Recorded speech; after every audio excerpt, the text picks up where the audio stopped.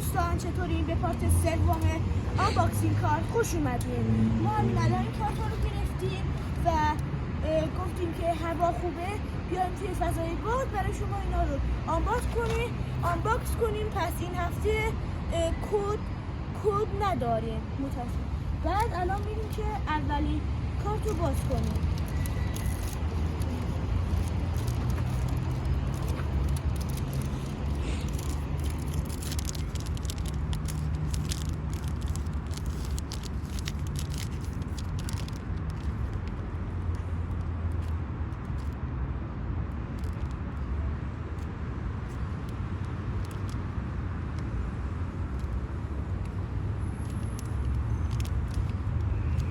خیلی سخته.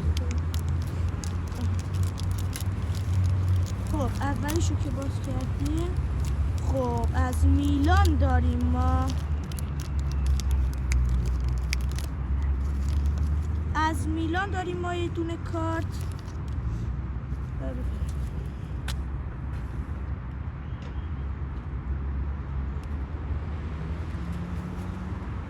بعد یه دونه برچسب سرمربی.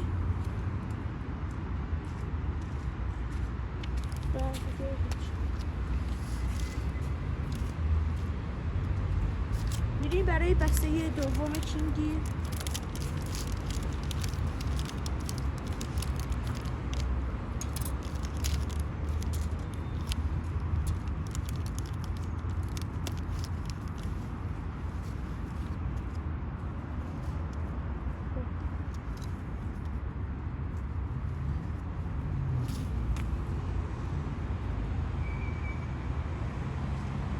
یک کارت از منچستر یونایتد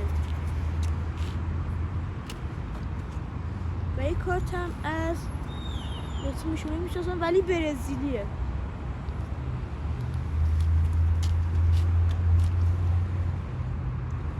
و برچسب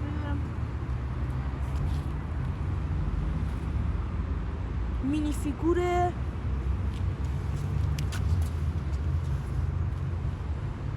دو تا برچسب از تیم‌های مختلف و این برچسب هم از تیم آرسنال.